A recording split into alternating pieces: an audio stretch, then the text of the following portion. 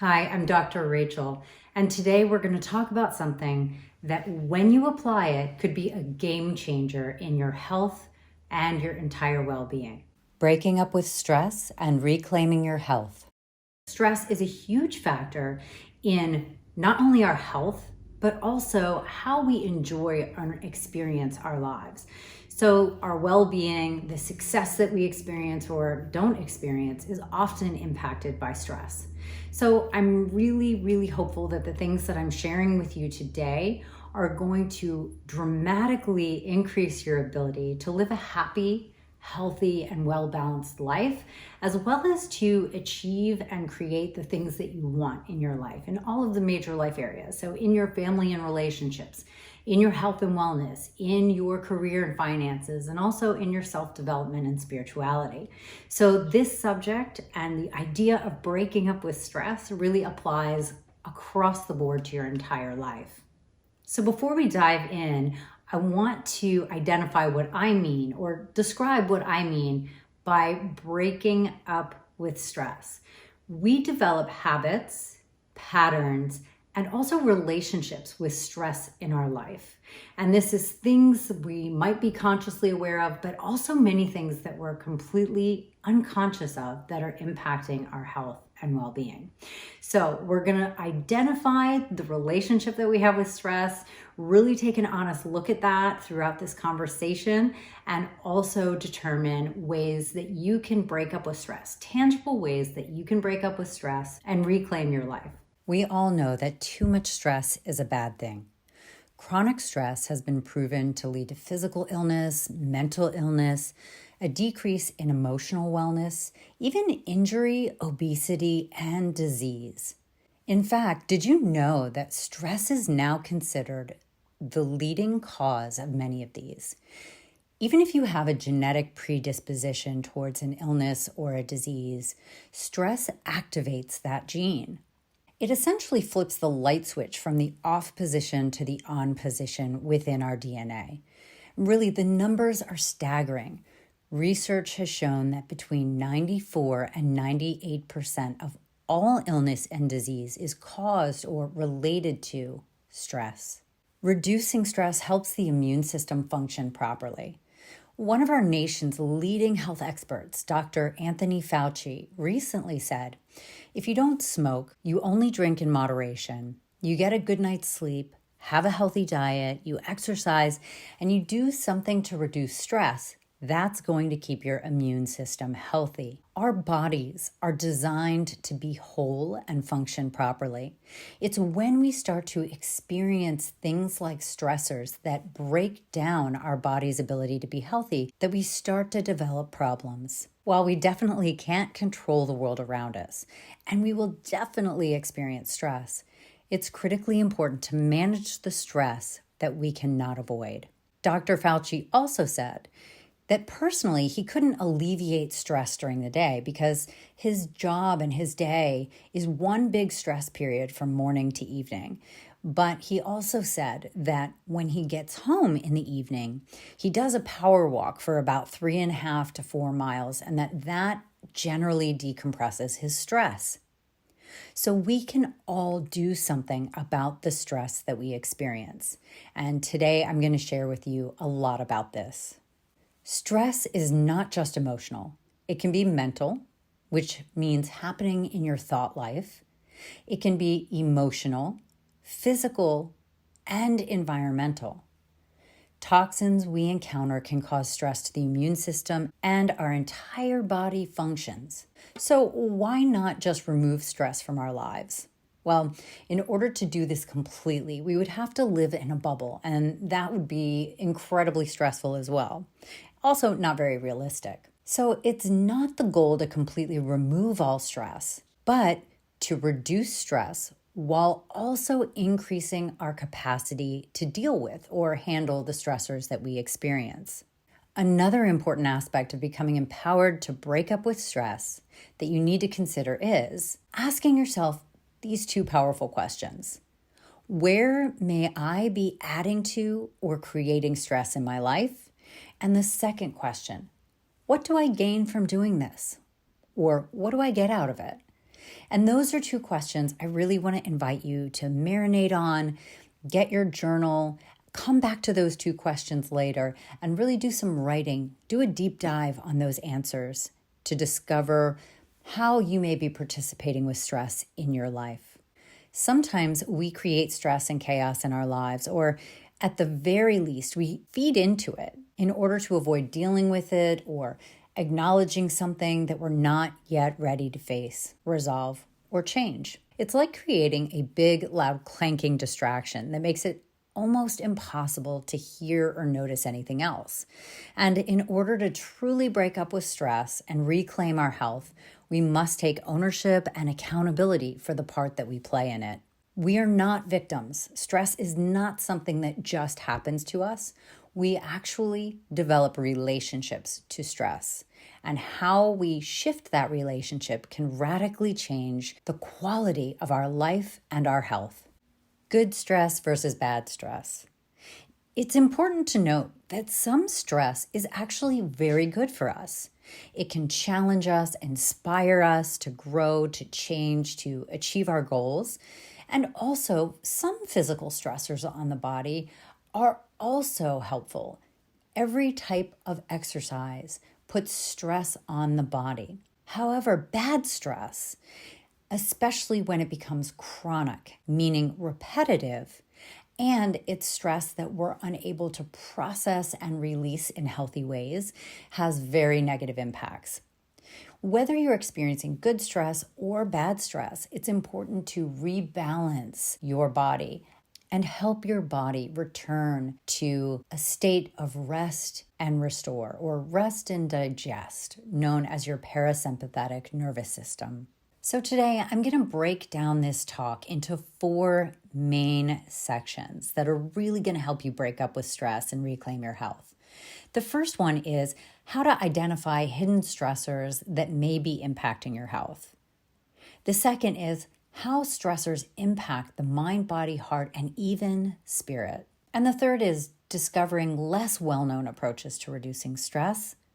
And the final one, how to increase your capacity to deal with life's stressors. So first, let's talk about how to identify hidden stressors that may be impacting your health. The way that we're designed is to be able to handle stressors. Our bodies have natural responses to it, and I'm going to definitely go into that a bit, but I like to give a visual example. It's a visual that helps you understand stress and how it works within your system. So imagine that you have a glass and you begin to pour water into that glass. Now, the water represents stress. Whether it's good stress or bad stress, the water going into your cup is stress. And that stress begins to fill up your cup slowly until it gets more and more full. Now, what happens when that water gets to the top of the glass? If you keep pouring more stress into that cup, it's going to overflow. It's going to spill out all over the other areas of your life. And this is when we start to see breakdowns. When we have that overflow of stress, it impacts our physical health, our emotional health, our mental health, our relationships, our career, even our finances and our self-development. It really impacts negatively every single aspect of ourselves and our lives. So today we're going to talk about how we can empty that cup a bit, right? Because we can't avoid stress being poured into our cup 100%. So we're going to talk about how we empty the cup as we go along, how we reduce the amount we're pouring into the cup, but also how we empty the cup as we go. So let's dive into stressors. First, I want to talk about physical stressors. Things like food, environment, toxins and chemicals, overwork, poor sleep patterns, lack of exercise, or overexercising. Physical stressors, things that are physically increasing stress in your body. Let's talk about the foods that we eat. A lot of the foods that we're eating might have chemicals within them. They may be processed foods. They may be high in unhealthy fats. They may be high in sugars. Those types of things, as well as alcohol, put stress on the body.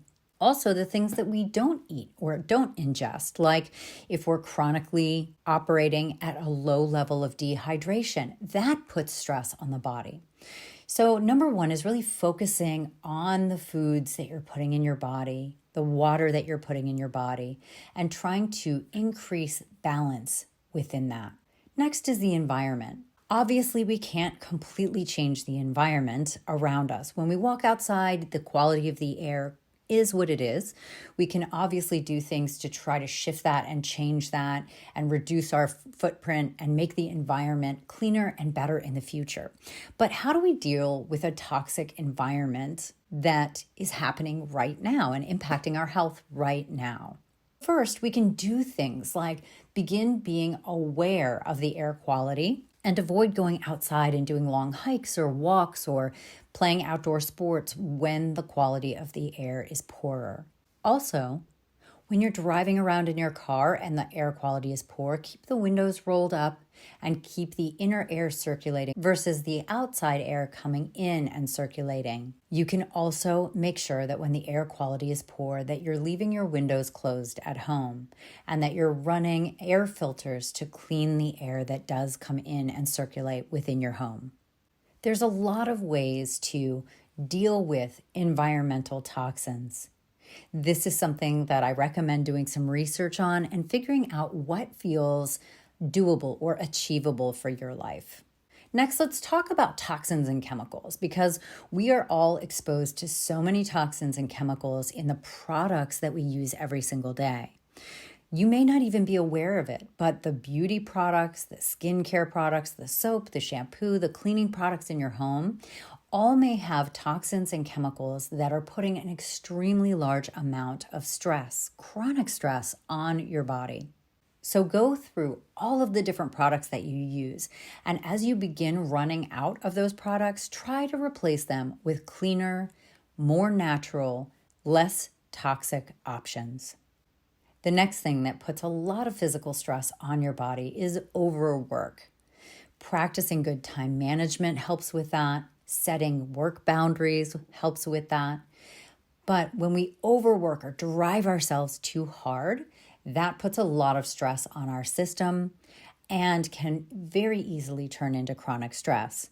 So evaluating your work schedule, your work pace, and making some changes to increase a little bit more work-life balance will definitely help reduce those physical stressors from overwork. Next is poor sleep patterns. When you are sleeping, your body has a natural rhythm and it's releasing hormones. It is releasing stress from the body. It's allowing every aspect and every system in your body to restore. When we have poor sleep patterns, the body isn't able to release the stressors from the body, and it starts to break down the different systems that are creating hormones or reducing stress when you sleep. So going to sleep and waking up at the same time every day helps with this. Sleeping in total darkness so that there is no light present helps with your sleep patterns. Also, avoiding media, watching TV, especially stressful things like the news or violent TV shows 90 minutes before bed is going to help with that sleep pattern as well. Another thing that puts a lot of stress on the body is a lack of exercise. Our bodies are created to be in motion. There's a great saying, a body in motion tends to stay in motion. A body at rest tends to stay at rest.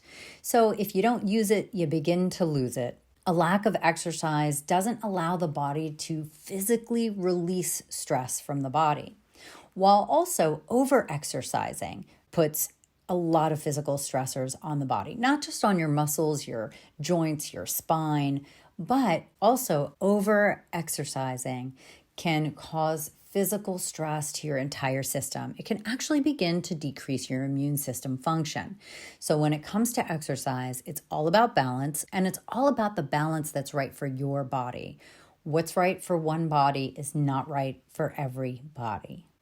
Next, let's talk about mental or mindset stressors. There is such a huge connection between our mind and our body. Whenever we think thoughts, we actually have a physiological response to those thoughts. So, negative thought patterns, especially when they become consistent or reoccurring patterns, have a physical impact on your health and definitely your stress levels.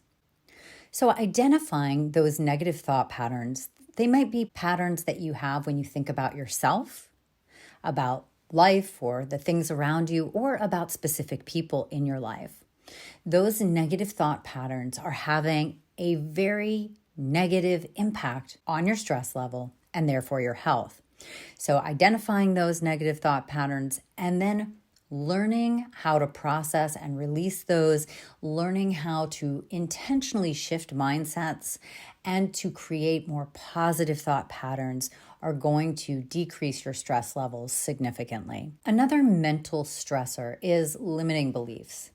What a limiting belief is are beliefs or agreements, things that we choose to agree with when we hear or learn or are taught. We choose to believe them that might limit us in our lives. An example of a limiting belief is that you can't trust people, or all people are selfish, or no one loves me, or I'm not good enough. Those are examples of limiting beliefs. And those types of limiting beliefs, once they're in place and we agree with them, we begin acting as if they're true. And that changes our behavior, that changes our choices, that changes our thought patterns, all of which can cause quite a bit of stress. So uncovering what beliefs you might have or agreements you may have made that limit you in moving forward in positive ways in your life, and begin replacing those with beliefs that serve you at a higher level will definitely decrease those mindset or mental stressors. Another thing is a disalignment of values. Now, let me explain what I mean by that. We all have values. These are the things that we hold in high regard or at a high level of importance in our lives. So each of us have values that are very different from every single other person that we know. It's very unique to us. A lot of us adopt values that are taught to us, but are not necessarily aligned with our true values. So this happens a lot in the workplace and in career paths. So I'll give you an example of how that can look. So let's say a person learns a value that success is important, and what success is climbing the ladder in a 9-to-5 job. However, if a person has a high value of independence, freedom, creating their own path in life, and traveling, then those values, those true internal values, may actually be in conflict with the career that they've created. But they believe they should have a 9-to-5 job, or they believe they should do XYZ, whatever it is, that is from the value that they've learned and adopted versus their true values. So spending some time really discovering, going within and discovering what your true values are, your personal values, not the ones you've learned. And then taking a look at your life and the things that you've created around you, the choices you've made, and seeing where there's disalignments between what you've chosen and what you truly value, and seeing if you can close that gap and make more choices aligned with your highest values. That will decrease a lot of unconscious stress. Next, we come to emotional stressors, and this is a big one. This has such a large impact on our physical health, our mental and emotional well-being, and really the quality of life that we live. When we have significant emotional stressors, it breaks down our immune system. It breaks down the body's ability to function optimally. So the first two that I want to talk about kind of go hand in hand: stuck trauma and unprocessed negative emotions or unresolved negative emotions. When we are storing stuck trauma or unprocessed negative emotions within ourselves, within our mind, within our body, within our emotions, within our spirit, it is causing us significant stress on an unconscious level. If we've experienced some type of trauma earlier in life, if we have not fully processed that and released that, it is stuck in the body. The same goes for negative emotions. If we haven't processed and released them, they are still impacting us and causing us stress unconsciously. So, very important to get the tools that you need in order to learn how to process and release these types of traumas or negative emotions. Things like resentments are also negative emotions. You may have heard the famous saying that holding on to a resentment is like drinking poison and expecting the other person to die. And there's a reason that that is a famous saying, and that's because resentments or unresolved anger, just like any other negative emotions or stuck traumas, radically breaks down your health and your well-being. Additionally, unhealthy relationships and challenging family dynamics cause a lot of emotional stress.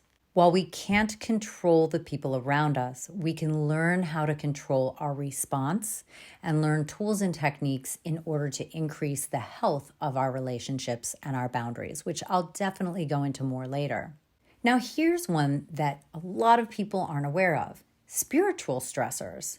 A lack of connection or feeling disconnected from our inner self, our true self, our community, our family, and also whatever our belief is about a higher power, whether that's God or Buddha or Allah or Jesus, whatever your belief is. When you feel a disconnection from that, it puts spiritual stress on your life. Also, living in a non-ecological way. So to understand that, first, I have to define what I mean by ecological. Ecological is good for self, good for family and community, and also good for the world. So when we are living or behaving in a way that is not good for ourselves, not good for our family or our community, and not good for the world that we live in, it causes unconscious spiritual stress. Also, unresolved spiritual or religious hurts cause a lot of stress unconsciously and sometimes consciously as well. So if you've ever had a negative experience in the past around spirituality or around your religious experiences, it's very important to process that, to do some work and heal that area.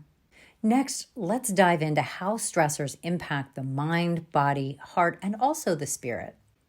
All stress, both the ones that you're consciously aware of and also the ones that you're not even aware of at all, are both impacting all aspects of self: mind, body, heart, and spirit. And you know what else they're impacting? They're impacting every major area of your life. They're impacting your health and wellness. They're impacting your family and relationships. They're impacting your career and even your finances, as well as your self-development and spirituality. It's truly hard to expand and thrive and be our best selves when we are in a constant state of chronic stress. Stress releases the stress hormone called cortisol. And cortisol is nature's built-in alarm system. So when there's chronic increases of cortisol, it has a negative impact on the functioning of many of your body's systems, including your entire endocrine system. Okay, so think of it like not putting enough oil in a car and driving around in that car for thousands and thousands of miles. That's going to impact every part of the car. It's going to impact the brake system, the engine. Every aspect of the car is going to cease to function at its optimal level. It's going to eventually completely break down, but there's a long process of decreasing its functioning level before it fully breaks down. Stress also triggers your parasympathetic nervous system, or your PSNS, and it triggers it to turn off. And the parasympathetic nervous system, that's your rest and digest. And what stress does is it turns that off and turns on your sympathetic nervous system, or your SNS. Now, the sympathetic nervous system's job is to direct the body's rapid, involuntary response to dangerous or stressful situations. So what happens when the sympathetic nervous system is triggered into the on position is a flash flood of hormones boost the body's alertness, Your heart rate increases, it sends extra blood to the muscles because your body is really tightening up and tensing up, preparing to fight. Most of us know this triggered state as fight or flight. When we're in this state, nothing can function optimally. We're in survival mode. We're not in thrival mode. And unfortunately, once we've been experiencing chronic stress for a long enough period of time, that sympathetic nervous system can actually get stuck in the on position. So we're constantly triggered. We're constantly in fight or flight, and our body is reacting in that way. What that means is that our body is not digesting, it's not resting, it's not releasing stress. It's in this tense fight or flight state. So let's talk about some solutions.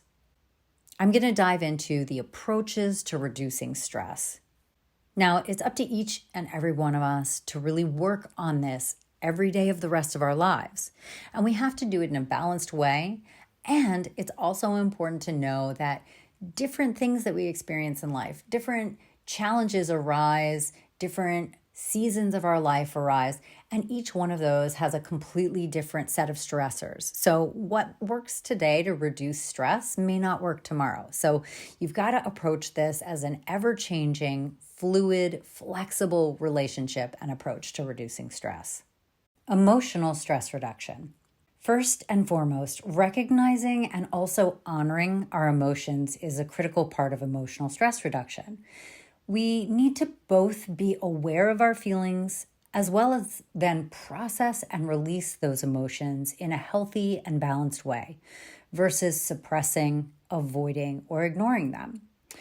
Secondly, we need to take ownership of our emotional life.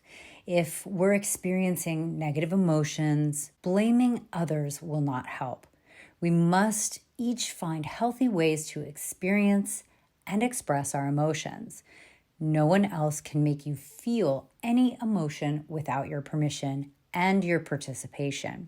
Reducing emotional stress is best done through aligning yourself with your values. When our job, relationships, and all other aspects of our lives are aligned with our values and our true selves versus all the beliefs and thoughts of what should be, emotional stress will be significantly decreased. And that will really happen automatically once those alignments take place.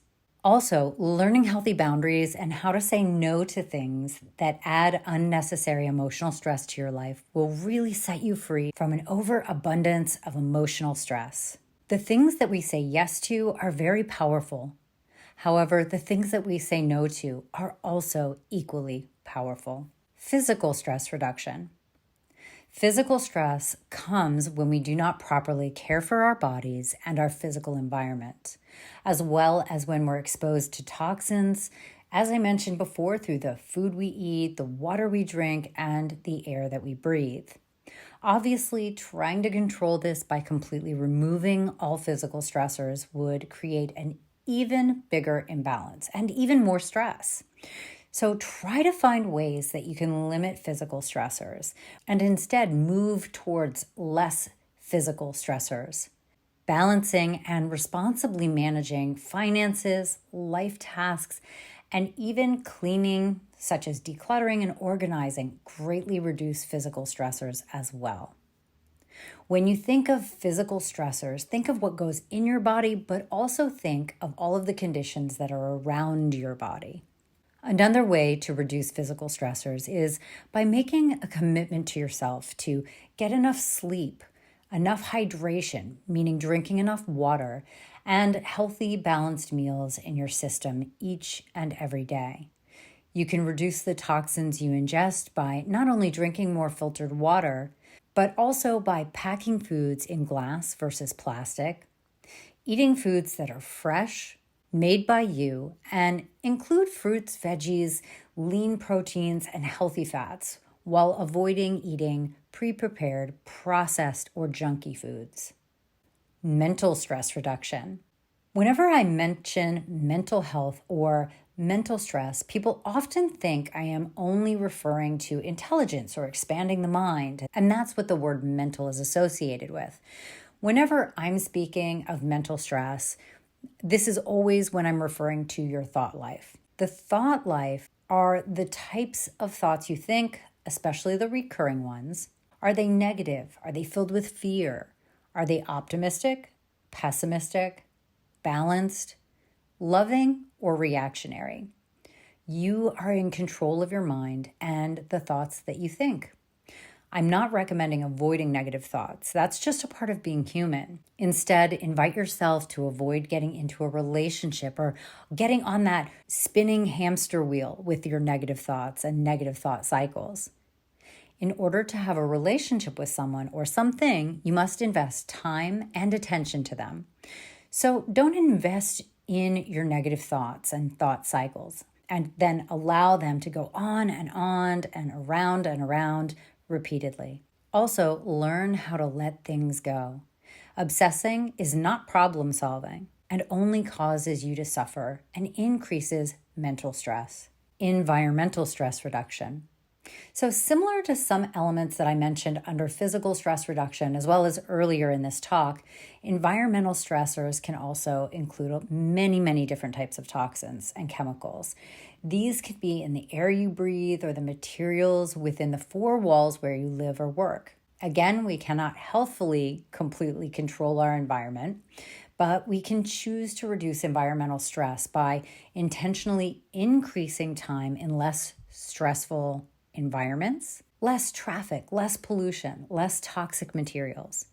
Intentionally investing time in environments that feel better will automatically begin reducing your exposure to environmental stress. We must learn to listen to what environments feel good, feel bad, or feel better. The two simplest ways to reduce your environmental stress are to increase time in nature, amongst its beauty, out in the cleaner air, and to clean up the environment you are most in. Cleaning up your environment means participating in reducing your own footprint because we're all co-creating this toxicity we're experiencing. It also means being really intentional about your home and your workspace, wherever you're able to do so in a balanced way. So keep your space clean, continue removing toxins, filter your air, purify your space, and also purchasing environmentally safe items such as non-toxic clothing and furniture will do so much for reducing your environmental stress, more than you could ever imagine. Spiritual stress reduction. First and foremost, it's important to identify hurts. That means really thinking about what were those harmful experiences that may have happened that might be creating a lack of connection, and then get support around processing and releasing them. That might mean working with a counselor or a life coach or a spiritual advisor to help you work this through. It could also mean journaling or talking to a friend, whatever feels helpful to you. Also, identify what moving towards more spiritual connection looks like for you. Again, this is really going to be unique to you, not thinking about what should be, what moving towards spiritual connection should look like, but really what you're aligned with, what is in your values, and really what are in your personal beliefs. And then come up with a game plan of action steps that you can take to move towards more spiritual connection. And this really leads to developing a spiritual practice that can, again, look like anything that feels helpful in building a connection for you. And then add it to your routine with consistency. Really make a commitment to your spiritual practice. Increasing your capacity to deal with life's stressors. Part of being a human being means living in a world with other imperfect humans and stressful things in our world. We need to increase our capacity to deal with stress. It's completely unrealistic and also not healthy to try to avoid everything that's stressful. This simply weakens our ability to cope with life. Just because something might feel difficult or bad doesn't mean that it is actually bad for you. Overcoming and dealing with life's stressors not only strengthens our character and increases our capacity to cope with stress, but it also continues to build our character, to stretch us, to expand us. It helps us grow and expand into the type of person who can feel inner peace and have clarity and calmness of thought, even amidst difficult challenges.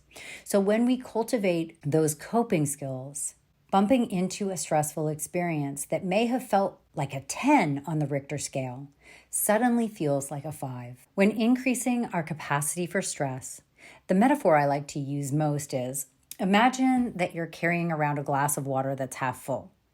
Every time you encounter stress, it's like adding another ounce of water. Remember, I showed you that visual earlier. So we're going to dive back into that here. It's like adding another ounce of water into that glass.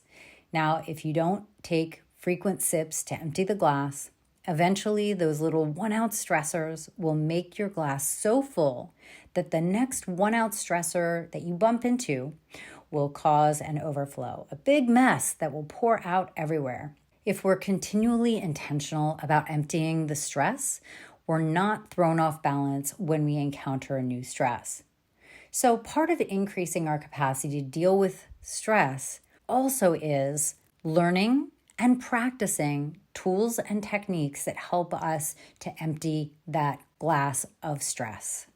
Here are some ways to increase your capacity to deal with stress and proactively manage the stress you already have. Probably one of my most favorites is self-care. Self-care gives you the energy you need to handle stress.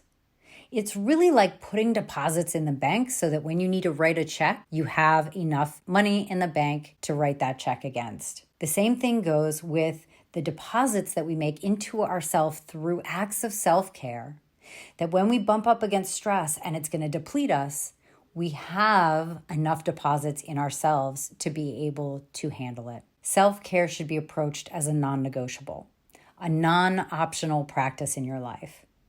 If you're too busy or overloaded for self-care, I recommend that you schedule it into your daily life with the same priority you would a work meeting, a family obligation, or even a doctor's appointment.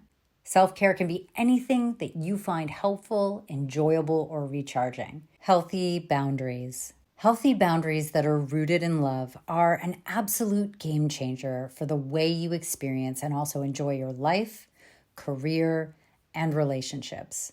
Boundaries are often misunderstood. They're definitely not rules or things that you demand from others. That's called control, not a boundary.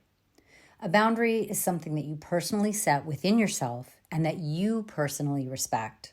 You are the only one who abides by your own boundaries in order to honor yourself, your needs, your values, and those of the people you love. You are the only person in any relationship that can honor your boundaries. It's up to you to do so. And if you don't do it, you are not a victim of someone else. Don't place the blame on them if you did not respect your own boundaries. So if someone crosses your boundaries, it's up to you to remove yourself from the situation or for you to take action to respect and honor that boundary. Most of us have never learned about healthy boundaries though. So I want to make sure that I give you a great resource for beginning or expanding your personal understanding and relationship to boundaries. And that's the book Boundaries. It's by Townsend and Cloud. Next, let's talk about letting it go. Why hold on to old resentments? They're only poisoning you. No one is perfect, and everyone is doing the very best they can with the information, the skills, and also the resources that they have at the time. Would you be angry at a deaf person for not hearing you speak? No, of course not. So then why do we get angry and hurt when people are unable to give or to do something for us that they're just not capable of? Now, I want to be really clear. This doesn't mean we continue in toxic relationships, and it doesn't mean that it's okay for someone to treat you poorly. Refer back to your boundaries. Take responsibility for how you react and respond to others' behaviors that offend or harm you. You can honor yourself, remain safe, and have healthy boundaries while also no longer feeling the venom and anger and resentment in your own life. A wonderful free resource for this is found on Byron Katie's website called The Work, and her website is just thework.com. So if you're struggling with holding on to anger or resentment, or even really negative thoughts that are limiting you, definitely take a look at her website and do the one sheet exercise that you're able to download there. Put on your big kid undies and deal with it. Stop making everything such a big deal. Seriously, it's up to us. It's up to each and every single one of us to decide what we take offense to. I choose very consciously not to take too much personally. If you're a person who is very reactionary, you are simply a bomb waiting to go off, and this makes you a victim of every circumstance. It completely robs you of your own power. It's also a huge stress to your system. It's only when I choose to make it all about me and to take offense to something that I experience stress and pain. When a situation or circumstance is less than your desired outcome, or when someone says or does something you wished would have been different, more, less, or better, make a conscious choice to put on your big kid undies and deal with it from a peaceful, tolerant, and loving place. Practicing preference versus attachment. I'm very intentional about my life, my goals, my plans, and the thoughts and actions I participate in. I have a specific goal or desired outcome, and I always allow for my goals and desires to show up looking a bit different than I had planned. I practice preference versus attachment. And that means that my happiness and success is not contingent on things being exactly one way. It's not contingent on my way or what I perceive to be exactly the right way. In that same vein, I don't have unrealistic demands or expectations on how other people in this world behave, show up in the world, or what beliefs their lives reflect. I honor others and experience so much peace within this world of diverse beliefs and behaviors simply because my beliefs, perspectives, and values are things that I have a preference for versus an attachment to. So make plans, head for a goal, but also remain flexible by practicing preference versus attachment. When we're attached to something, it is narrow, rigid, and it reflects this is the only way attitude. This really limits us versus offers expansion, growth, and the potential for greater success. Practicing the art and science of living a life guided by preference versus attachment is something that definitely takes intentional daily practice in order to master. When you practice continually, you'll build your ability to do this the way you strengthen a muscle by repetitive exercise. As you weave this art into the framework of your life, you will see stress melt away like a glacier exposed to 100-degree weather. You will also experience a dramatic shift in your capacity to handle stressful people, places, things, and situations.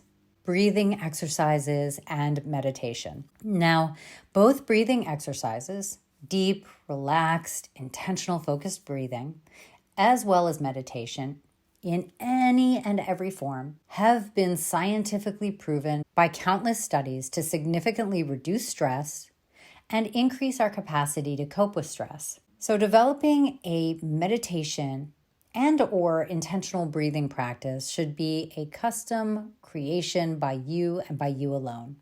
Try on a few, experiment, and then practice the ones that work best for you as consistently as you're able to do so. Developing a 2-minute or a 20-minute daily practice will still have a positive impact on your stress levels. Start where you can and grow your practice from there. Supplements that can support the body under stress. Always, always, always run supplements by your doctor or healthcare provider before beginning a new supplement. This is really important. You want to make sure that a supplement as well as the dosage are right for your body, and also that they won't have any negative interactions with existing medications or other supplements that you're taking. But here are a few to run by your doctor. Magnesium, adaptogens, ashwagandha, L-theanine, vitamin C, B vitamins, SAMe, neurotransmitter supportive supplements like Travacor, melatonin for those with sleep disruptions, and also practicing good sleep hygiene that supports the circadian sleep rhythms, which are so critical to support your body's hormone production and stress release. If the sleep cycles are interrupted or incomplete, it disrupts hormone production and keeps higher levels of the stress hormone cortisol in your system. So to truly experience stress release and physically process it, sleep is critical. So remember that dealing with stress in your life is going to look different today than it is in a year from now, or in different situations that might arise. So it's really important that you develop a relationship with stress, and not only reducing stress, but also learning how to deal with the stressors you have and increasing your capacity to deal with life stressors, because it's going to be something that you're encountering for the rest of your life, right? So have a strategy, learn some tools, and really practice stress reduction, stress management, and increasing your capacity to deal with life stressors. Remember, it's a process or a journey, not an event. So let's talk about a few follow-up steps that you can do. First and foremost, it's important to do that deep dive inside of yourself. Go back to those journal prompts that I gave you, those 2 powerful questions at the beginning of this, and really spend some time again marinating on it, journaling about it. Then the next step that you can also take is getting clear and understanding what are the gaps in our health and well-being is not only critically important to reducing stress, but also to our overall health and well-being. So that's why I want to invite you to take our free wellness and health self-test assessment. It's completely free. Just visit Modi Health at Modi, MODIHT.com, and click the green button at the top that says take our free test. That's really going to help you understand what gaps you might have and how to begin closing them. So that's step number 1. And number 2, consider taking the Modi Health Stress Management Program. So if you enjoyed this talk, that stress management program is going to give you step-by-step guidance, education, and support, as well as the action steps that you can take to really reducing stress, managing stress, and also tools to increase your capacity to deal with life stressors. Also, on the Modi Health platform, you can see a mental health practitioner, a stress reduction coach, or a life coach, or any other type of practitioner if you need some one-on-one support. So come pay us a visit. Modi Health at Modi, MODIHT.com. Thanks again for joining me, and be well.